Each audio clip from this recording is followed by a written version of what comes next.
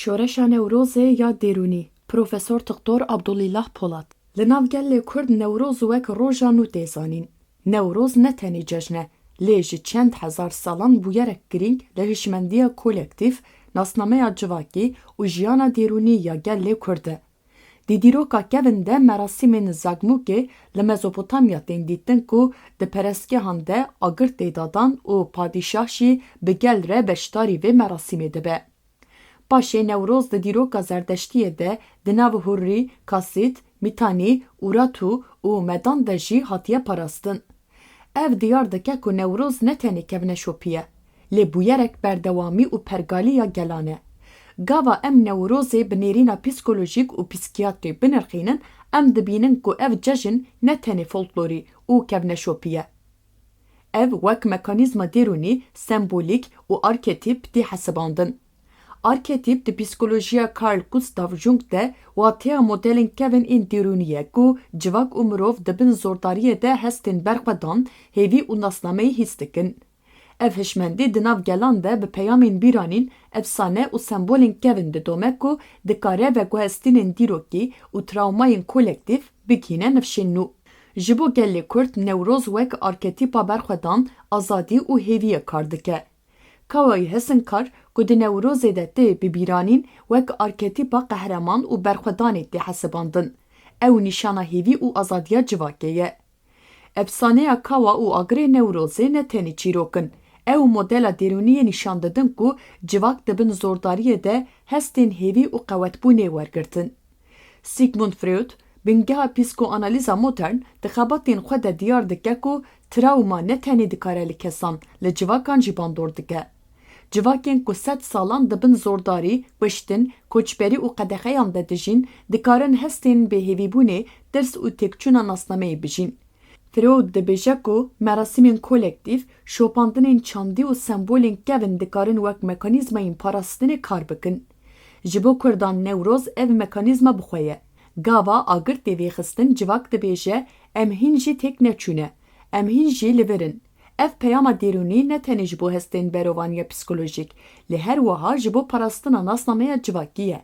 Li gorî Carl Gustav Jung, arketîp wêneyên kevin ên ku di hemû civakan de bi awayek xwezayî hene. Kawayî hesinkar wek arketîpa mirovê ku li dijî zilmê radibe, bavê ku zarokan diparêze û kesê ku koletiyê qebûl nake tê hesibandin. Gava Newroz tê gelek Kurd hestek taybet hîs dikin. Herçend ew bi aqil nizanibin ka çima. Ev hest ji hişmendiya kolektif tê û diyar dike ku civak bi sembolên xwe derûniya xwe diparêze.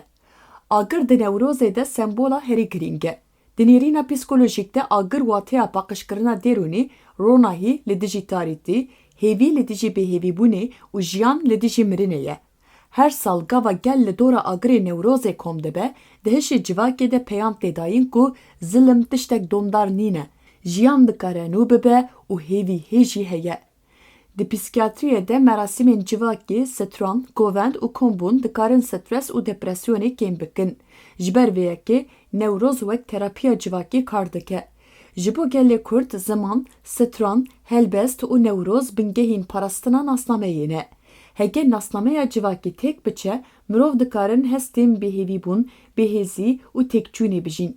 Newroz li hember van rewşan wek dermanek derûnî kar dike. Her sal bi pîrozkirina Newrozê re heşê civakê xwe nû dike û dibêje em xwedî dîrokin, em xwedî çandin, em hîn jî emin. Li gelek deverên Kurdistanê bi taybetî li Bakur, Newroz tenê nebihare, ew roja berxwedanê ye. Gava civak dibin zordariyê de be, razîbûn dibe sedema hesta bêhêziyê, lê hesta berxwedanê qewetê çê dike. Newroz ji bo gelek Kurdan sembola berxwedanê bûye. Ev hest têkiliya xwe bi azadî, hêvî, şehîd, serhildan û jiyana nû heye. Navê Newrozê bi xwe wateya roja nû werdigire. Di psikolojiyê de mirov her tim pêdivî bi hestên destpêkirinê dibîne. Ev peyam di derûniya Kurdan de tê çêkirin ku piştî her tarîtiyê ronahiyek heye. Jiyan dikare li dijî zilmê bi ser bikeve. Gava em Newrozê bi nêrîna psikolojî, psikiyatrî û civaknasiyê binirxînin, em dibînin ku Newroz sembola azadî, berxwedan, hêvî, nasname û jiyana nû ye. Ji bo gelê Kurd Newroz ne tenê bihar, gevneşopî û efsane ye. ew roja ku civak dibêje em hîn jî dijîn ji ber vê yekê her sal agrê Newrozê tê vêxistin, da ku bêgotin rihê berxwedanê nemiriye û namire.